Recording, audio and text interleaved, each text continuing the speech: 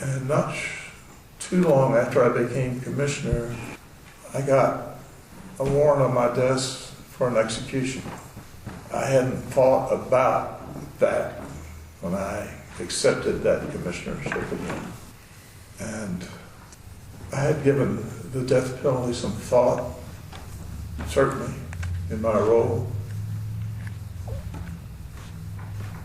And I wasn't for the death penalty, but it was part of the job as commissioner.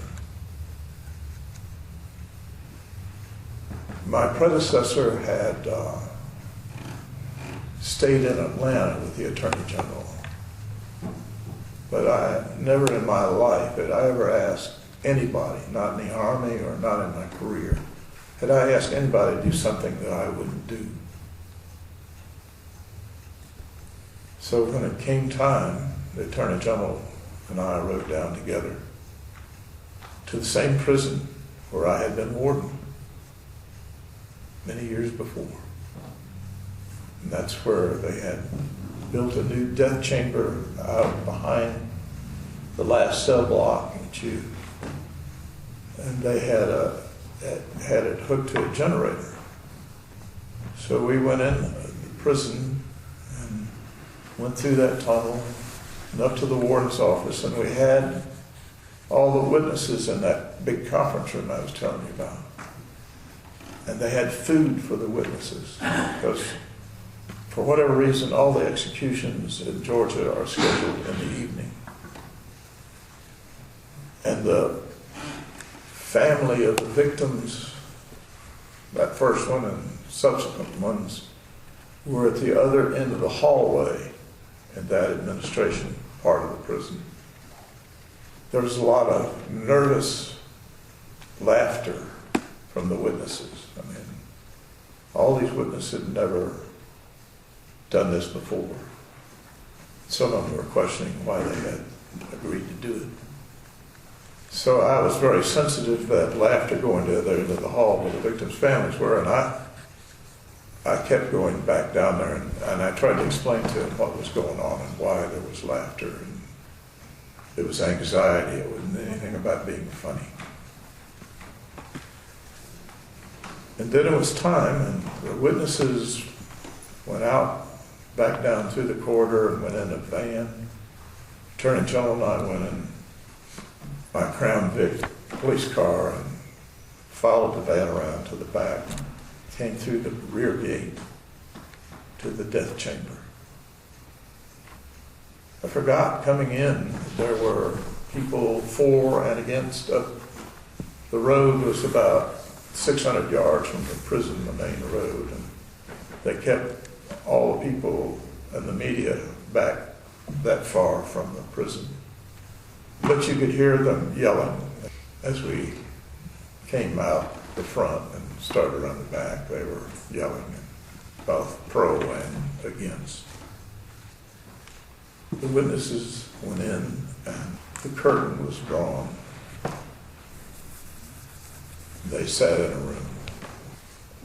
The generator was way too close and it was very loud, so it was very difficult to hear. The Attorney General and I went around the death chamber to the back, and the condemned was in a cell. He'd been there all day. And I talked to him. I knew him. He was 17 years old when he came in and convicted. He and his friend were both convicted of the same crime. Both of them had been there since they were 17. They were now 34 years of age. They were totally different human beings. They were there because they were approached by a homosexual at a bar. And somehow they, at 17, they didn't even have any frontal lobe development. I mean, to make an executive decision. That's the psychologist talking, but anyway. And they put this guy in a trunk and pushed the car in the river. That was, it was a horrendous crime. They were totally different human beings. I talked with him at some length. I had met him before. I'd been to death row and talked to everybody on death row. And then it was time. The Attorney General and I went in the room right behind the electric chair. There was a window that looked right at the back of the chair. And the warden was in the death chamber with the electric chair. Then they opened the windows so the witnesses could peer in. And then the squad of correctional officers brought the inmate in and strapped him down. His head was shaven, his leg, part of his one leg was shaven, they looked like electrodes to it. Put a wet sponge on his head. Asked if he had any last words. He said, "God forgive me."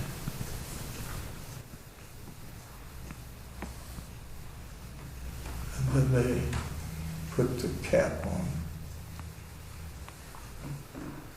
Beside the Attorney General and myself, there were phones, one to the U.S. Supreme Court, one to the Georgia Supreme Court, one to the governor's office, and one to the parole board.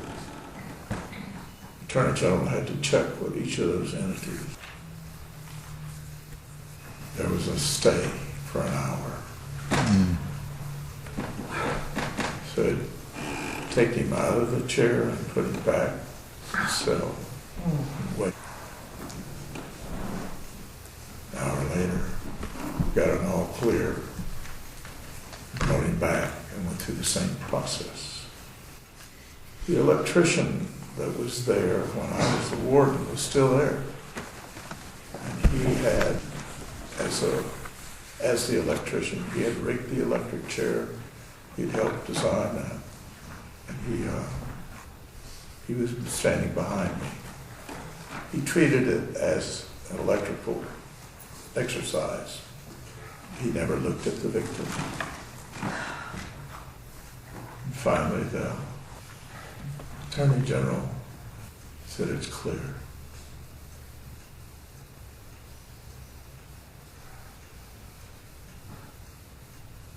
And I said to the electrician, "Brad,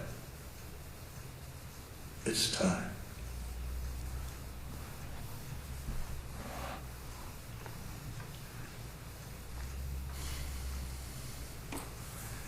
And Brad threw the switch, and we could see this tremendous jolt go through this human being.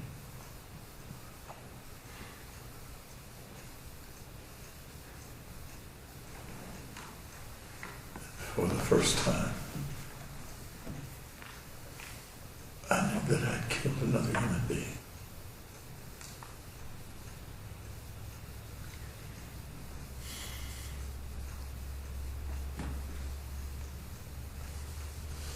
Until you try to rationalize that, you think, if this will save one victim, it's worth it. Think a lot of things.